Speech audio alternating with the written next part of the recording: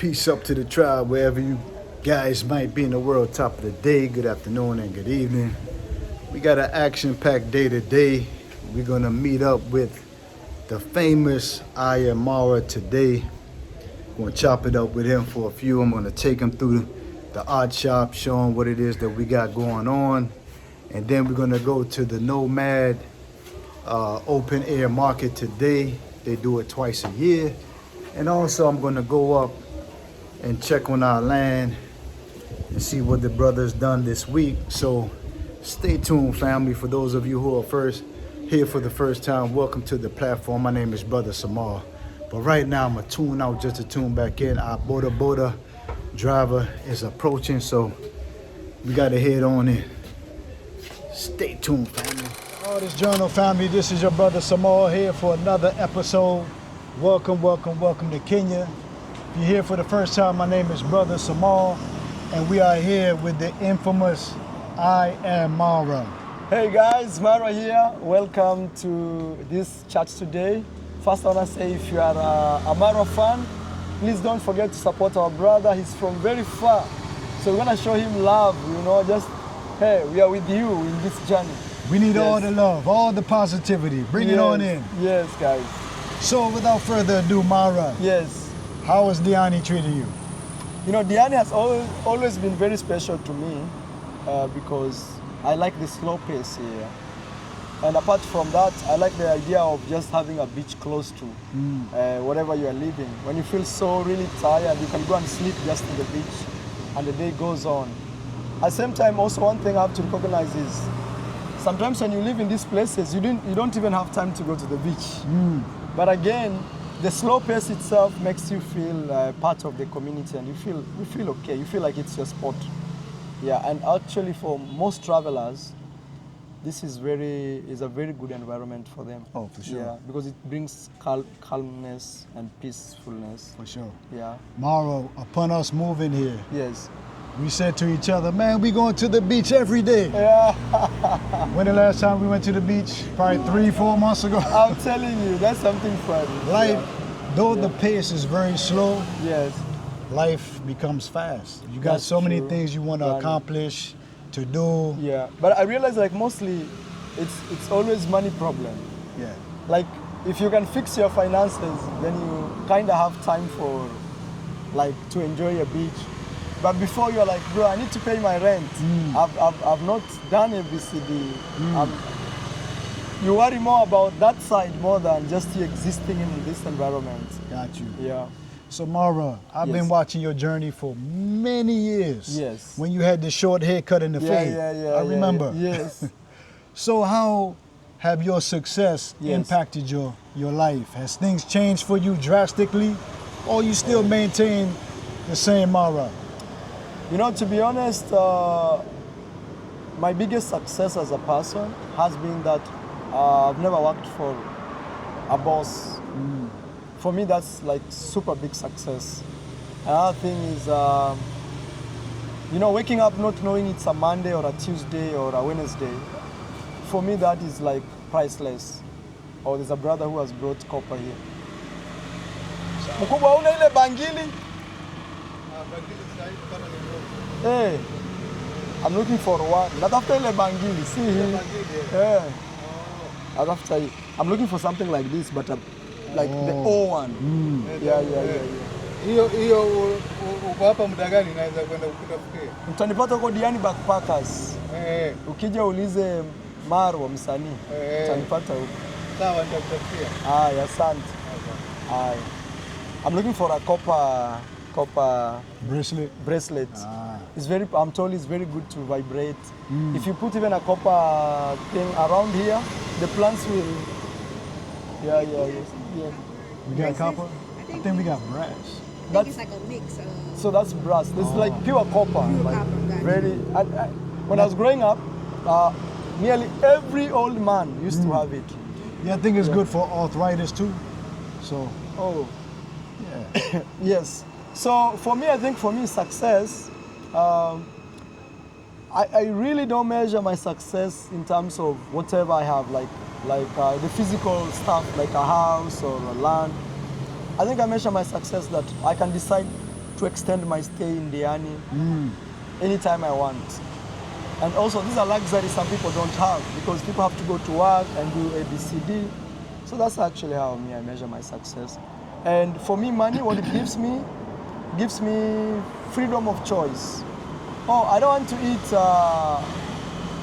juice which has sugar because it's the cheap you can get in the street. I want to get organic, pure, everything. It's expensive, yes, but now that's what now I can say success for me feels like. I can afford it without feeling like, oh, you know, yes. Got you. Yeah. So if you had to rewind the hands of time as a YouTuber, yes, is there anything that you would have done different? I don't think so. I don't think so. I think for me, my biggest drawback as a YouTuber is not having a strong passport. Only because with that, some people may think I'm stuck somewhere, but you know, for me to travel, there's a YouTuber in the US, is also my friend called Ace Live. I don't know if you watch Ace. Yeah. I gave Ace a shout out when he had less than 1,000 subscribers. Wow. Yes, actually, Wow. Ace used to watch my videos Wow. and be like, I'm going to Colombia, like this young guy. And before he hit 1,000 subscribers, I gave him a shout out. But Ace, I think Ace has traveled more countries more than me. Not because I'm lazy or I don't want to travel to those countries. It's sometimes I'm too close to a country and I cannot enter because of my passport. Wow. So, like when I was in Argentina, I was right in Uruguay. I was right in Chile, right at the border. Like you could see Chile is right there. I've been to the border of Colombia and Venezuela. I see Venezuela in that tree, like that is Venezuela. And I cannot cross over. And I have to go back again. And so I think maybe I should have bought a passport, but by that time I didn't even have money, or I don't know. I think for me that is my biggest, I would say, drawback when it comes to whatever I'm creating.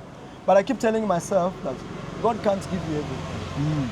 Yeah, God can't give you freedom. But again, I'm not complaining because how many people will travel like me? You know, I'm like, at least me, I've seen the world. I've been lucky enough to see the world. Yeah, babe, you got any question? Yeah, feel free. Just Feel free, babe. Don't hold, because this is the moment. Okay. Yeah. I think I've seen that you've traveled to about 70 something. Yeah, 70 something countries. Okay, so I know Kenya is home, but The microphone. okay. Yeah. I know Kenya is home, so that's the easy answer. But Yes. outside of Kenya, Yeah. what was one of your favorite countries outside of Kenya?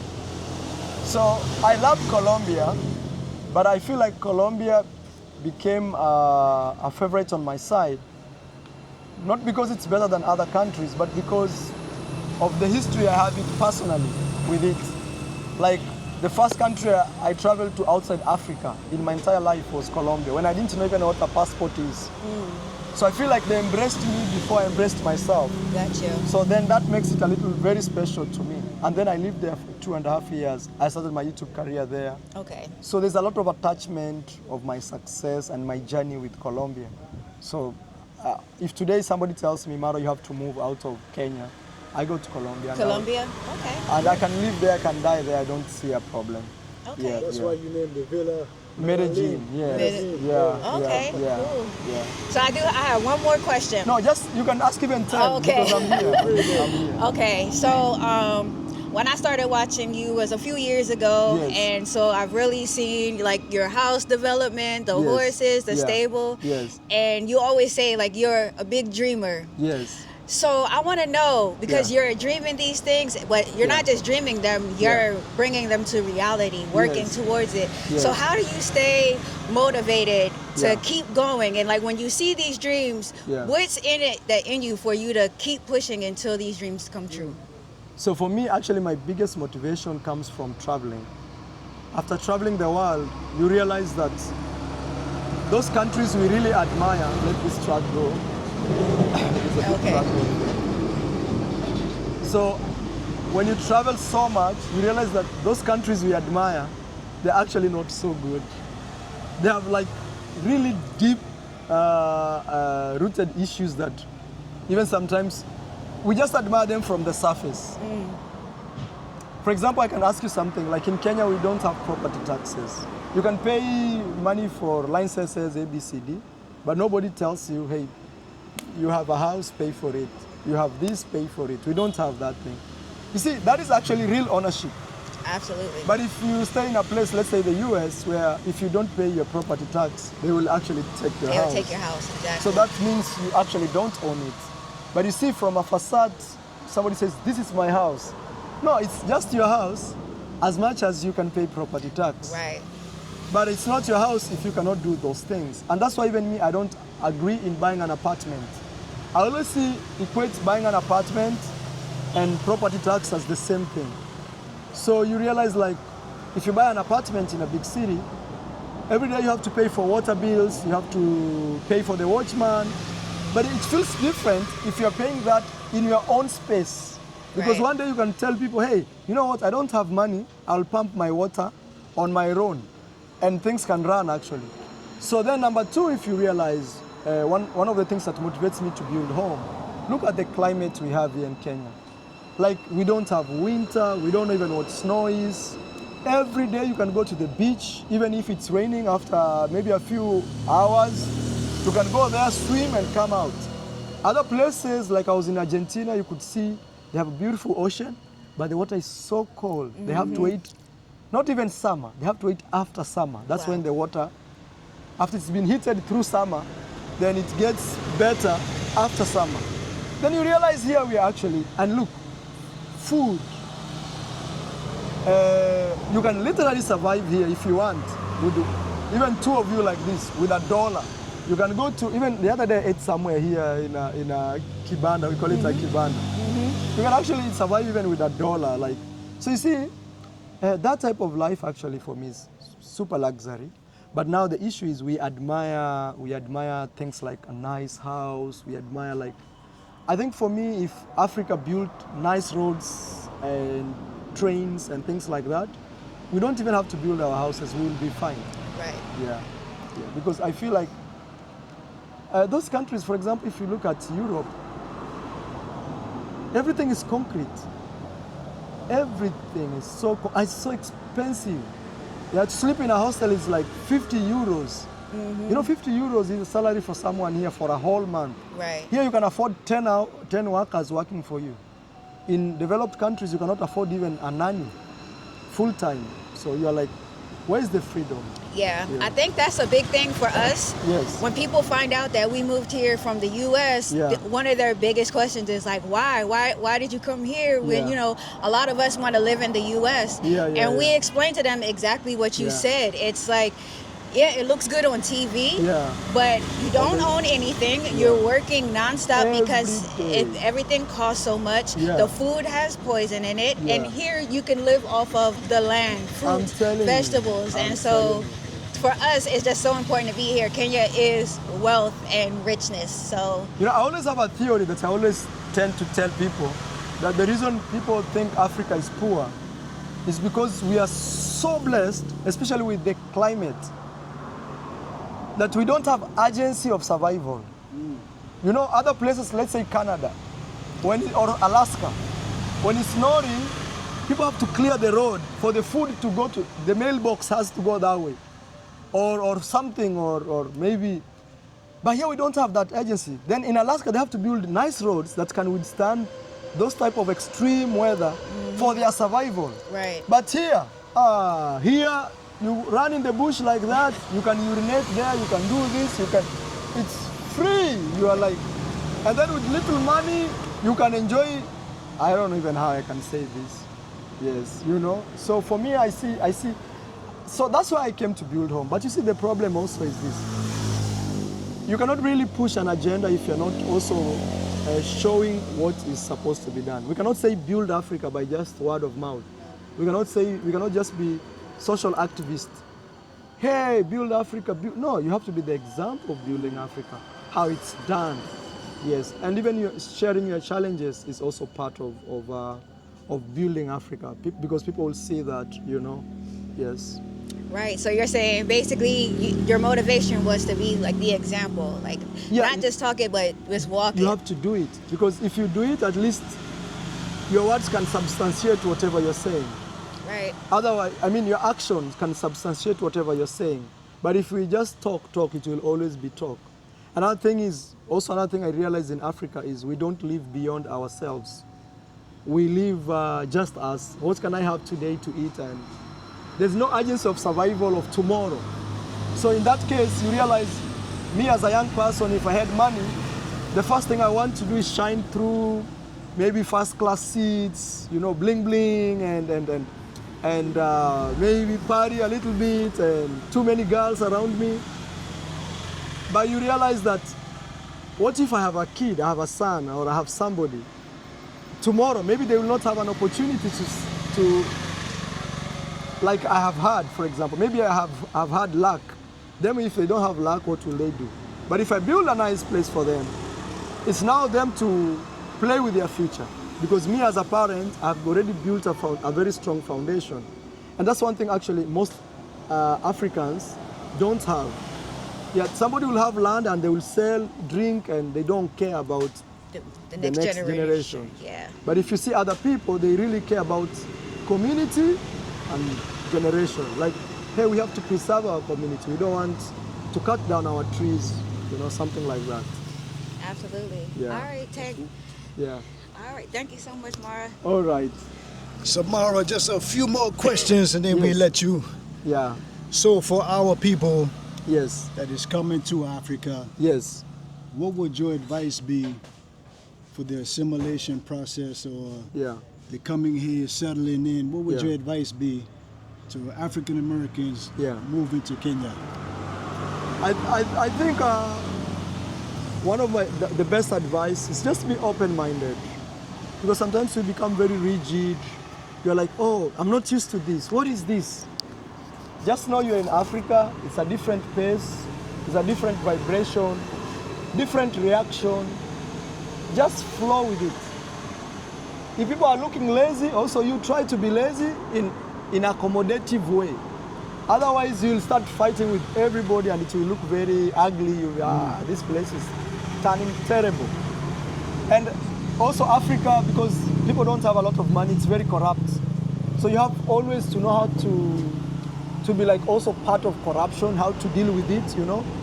Because you'd want your paper to be done, and somebody will ask you for money to fix it for you, even if it's their job. So you have to actually to understand that kind of things work it that way here. Otherwise, it will be very frustrating. And number 3 is it's always good before you move to a place, you just visit that place. Just visit. If you really love the place, stay a little longer. Try to see if it's your place. Don't make a decision. It's good you try, you go visit, you see Kenya, you see Senegal, you decide, okay, I think so far I like this. Like me, you know, I like Tanzania more than Kenya. But there are elements that make me love Kenya more than Tanzania. Because like Kenya, people are a little aggressive. And that, you need that aggressiveness in life to just progress. You know, maybe it pushes you, it stays, you stay on your toes. But Tanzania is backlayed. People super cheap. But the problem with them is also, some of them may not like you to be aggressive in terms of, oh, I'm building a road. They'll be like, this person, you know. So you just have to find a balance of everything. But again, it can never be the same as your hometown or where you're coming from. So you try to take things calm, pole pole. We are not dying today, so things will be all right. Yeah. So Mara, you started YouTube almost a decade ago. Almost a decade ago. So things have changed a lot in the YouTube streets a lot. Yes. For someone that's striving to be a YouTuber such as yourself, what would your advice be to them? My biggest advice for any YouTuber who is upcoming, even maybe future YouTubers who are already stars, is you have to be the center of your show. If you are the center of your show, you can film anything and people will watch. But if, let's say, your art becomes the center of your show, the day you travel to another place, you cannot film. People will not want to watch. Because they just want to see your art. You have a nice car, maybe people just want to see a nice car. Or like me, I have horses. if horses were the center of the show, my channel right now will be dead. But because Marwa is the center of everything, is the starring, the star, I'll only lose market when I die. And maybe when I die, people will watch me, then again. But the thing is, if you are the center, tell your story. As you tell your story, other stories can show up. Like me today, this is my journey as Marwa, as a YouTuber. Today I'm visiting you here. You're part of my story, but I'm still the star of the show. So if you do that, and then show up every day, go to YouTube, study how YouTube works. Let's say, like you told me you're struggling with your views. Go on YouTube and ask that question. Why am I struggling with my views? Watch 5 videos. And these videos every day. Greetings. Lazarus, come down, man. Come meet real quick. Yeah, This is our tuk-tuk driver. Okay. This is AM MARWA, as you know. This is Brother Lazarus. Lazarus, how are you? Oh, I'm very fine. Yes. Yeah. My name is Marwa. You're Marwa. Yes. I'm Lazarus. Okay. You watch him on YouTube? Yeah. I'm with you. Okay. Thank you. Okay. Sorry. I'm with you. Okay. See you later. I see you have really good community around. Yeah, yes. Sure. Network. So as I was telling you, let's say you're struggling with views, go to YouTube itself, because sometimes people think I'm lucky or you something work like hard. that. But the truth is, I do serious research, especially when I was young. Not now. Now I am like I shape the way things are done because I've grown. But when you are young, you cannot shape stuff. Let's say if you have a great idea, and sometimes people tell you, film this. You're like, no. I know if I do this, it will work. No, when you are young, just do whatever. Try this, try that, but you being at the center of the show. Then from there, the more you keep growing, you can become authentic self. Another thing is copy big YouTubers. Copy exactly how they film, how they talk, how they move their hands. Copy. There's nothing but to copy. So if I copy you, Yes. There's I'm nothing good. wrong. Because I'm good. look at this. Look at this. Let's say today you want to be a pilot. You have to go to school. You have to have a co-pilot telling you do this, do this. That is copy. There is nothing else. You literally copying. You are copying from somebody who knows. But people have made copying to look like you're not being authentic. bad thing. It's a bad thing. No, that's how they kill talent. Copy. And copy, in other words, is some people can call it learning, but the raw and straight word is copy. Yeah. When you copy, you become like them. like Kobe Bryant, Yes. copied Michael Jordan and became one of the best in the I'm league. telling you, if you copy, when they do 5 points, you are 3.3. You keep copying, you will be 4.4. You keep copying, you will be 5.5. And then when you reach their level, even sometimes you become better than them, and even them they can learn. Look at Messi. Messi is one of the best players in the world. Even players themselves, some players say, when I was a young boy, I wanted to be like Messi. And already they are big stars. Technically, they have copied that guy. We need that. Even me, I learned from somebody else called Casey Neistat, and I said, I'm gonna be the next Casey Neistat. He was a white man, and me, I didn't care about On color. YouTube? Yeah, on YouTube.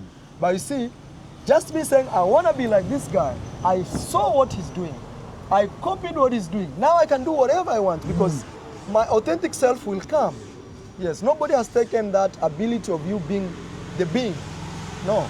But because you are learning, you cannot say, I know. No. So you're saying Messi is better than Ronaldo? I'm not actually a football fan, but I like Messi. Everybody has their own good thing. I like Messi because he's so great, but it's just to be. And I like Ronaldo because he proves that you don't have to be the greatest like Messi, but you can work hard to be as Messi, you know? Yeah. So Mara, we're gonna let you go and close out. All right. I have one last question. Yes. You have 8 billion people watching. Yes. What would AM MARWA's message be to 8 billion people? Always stay calm. Always stay calm, no matter what. Sawa. Maybe you're on top of the world, stay calm. Maybe you are so low, you are capsizing. Somebody's holding a gun on your face. Stay calm. because that will take you will take you out of any situation in the world. Yes, staying calm. So there you have it, family, from the horse's mouth. I am MARWA. Please, if you're watching from MARWA, subscribe to this YouTube channel, guys. I really appreciate. I know also some of my people will watch you. So if you've come from my vlog, thank you again. Hiya, guys. Bye bye. Peace out until next time. Don't forget to like, share, and subscribe to the platform. Jotno.